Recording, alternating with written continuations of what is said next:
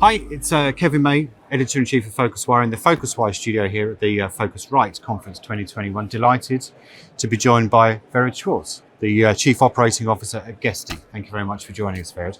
Thank you, Kevin. Lovely to be here. All right, so let's just dive straight in if we can. So vacation rentals, alternative accommodation, whatever you want to call it. I think had a bumper year is maybe a bit of an exaggeration, but it is the standout sector. Certainly beginning middle of last year, it was the one that kind of shone against hotels. Do you sense at the moment that that is a trend that's going to continue, first of all?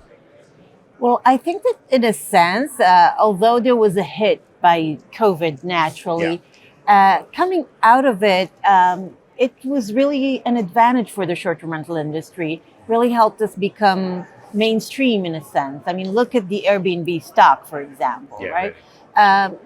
I think that short-term rentals are more agile and we're able to adjust to new trends, new travel personas, new needs of the market, and really came out stronger, offering a diverse selection of properties and amenities for every type of traveler out there.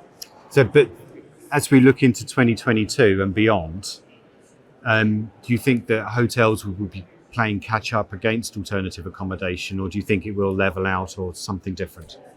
Well, first of all, I think there's room for everyone, and the different types of accommodations could and should coexist because there are so many travelers out there looking for different things. Okay, if I'm a family traveling together and I'm looking for a larger space and for a terrace and for a place for the kids to play, I'll look at the short-term rental, right? And maybe if I'm a business traveler traveling all by myself, I'm fine with having a hotel room. But I think that hotels should do whatever they can to adjust to new trends that we have been seeing and that customers have been seeking in the past year and a half, such as contactless stays and more tech involved in the customer experience, work from anywhere environment at the hotel space.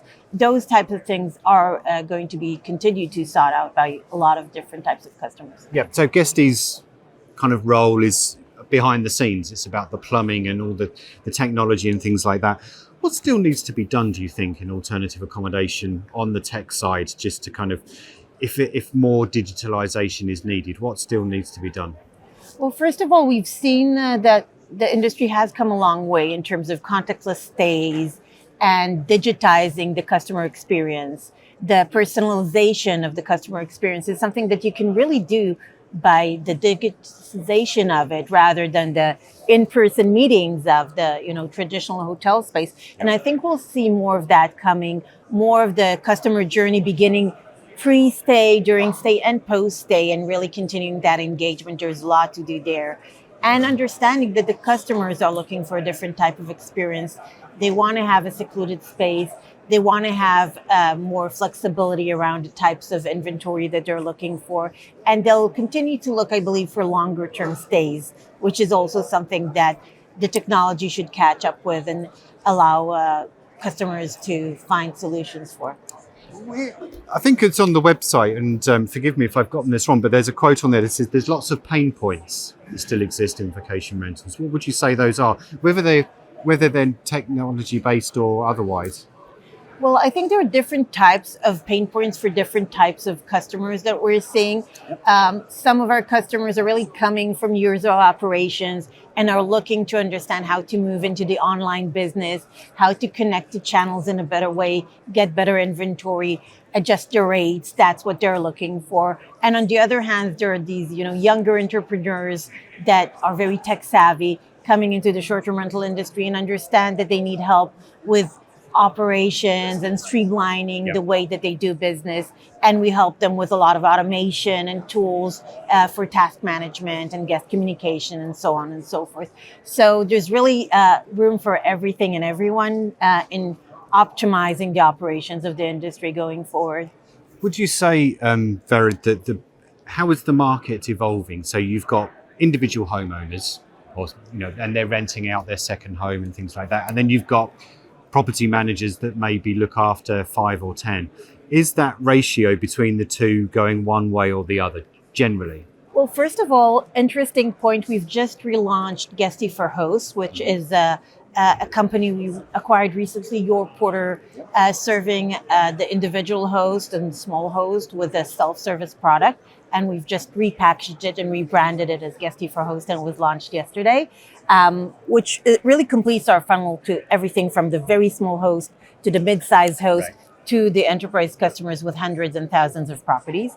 And I think we'll see some of them continuing up the funnel, meaning that they're starting small, learning how to better operationalize their business, how to grow their inventory, and becoming mid-sized and even large property managers going forward.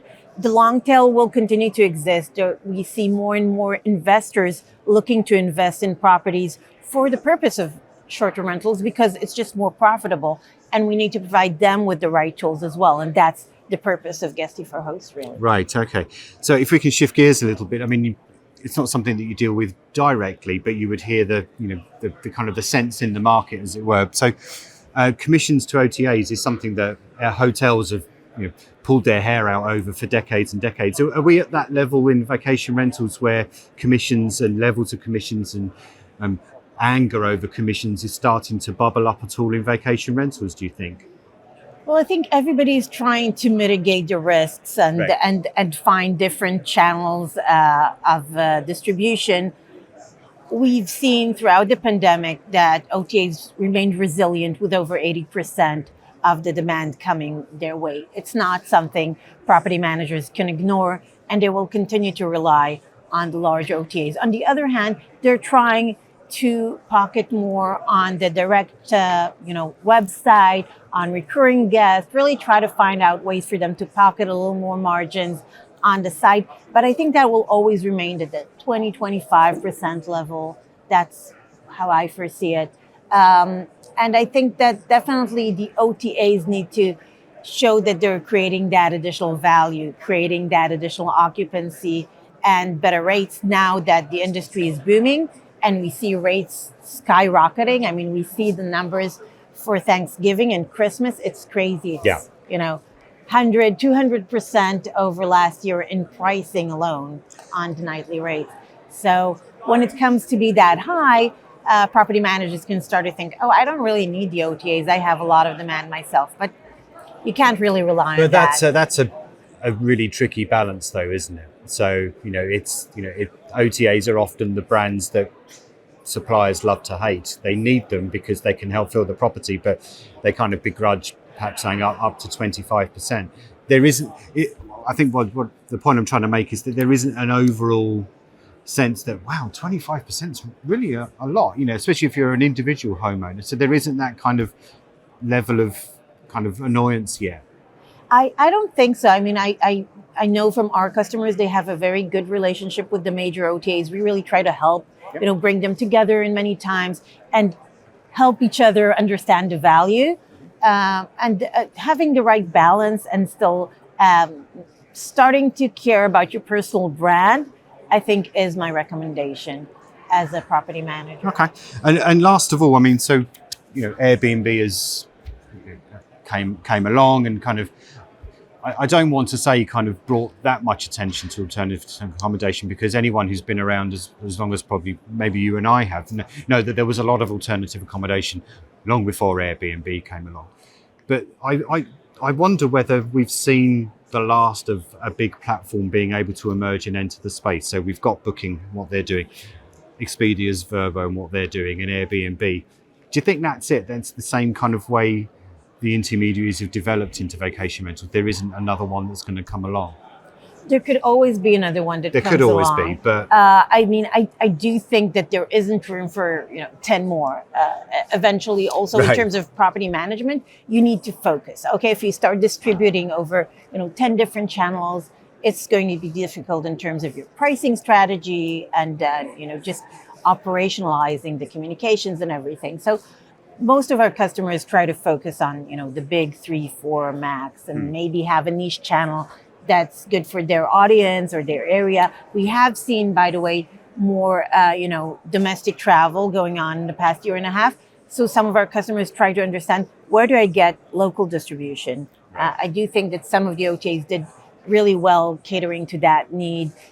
Drive to destinations on Vrbo, for example, was a good initiative. Airbnb with a lot of initiatives around extended stays and experiences. So I think a lot of the large OTAs found ways to help customers find the unique personas for our times. But I do feel that we're starting to get back to normal, and we'll see more international travels and more reliance on the large OTAs going forward. Is that not it's not a healthy thing though, if there is just, as you say, the big three or the big four? Well, again, there's still room for niche players, Right. for certain personas. I think that the diversification in personas really became obvious in the past year and a half, with what we call, life shoppers, people that are looking to work and live anywhere, with families having different needs, with even business travelers that know that they need to work from the same space. So I think that the smart thing is to really look out for, maybe corporate travel channels that will arise as a result of this, and, other, more niche channels catering to different niche personas. Okay, great. Raviv Schwarz from Guesty, thank you very much for joining us. Appreciate it. Thank you so much.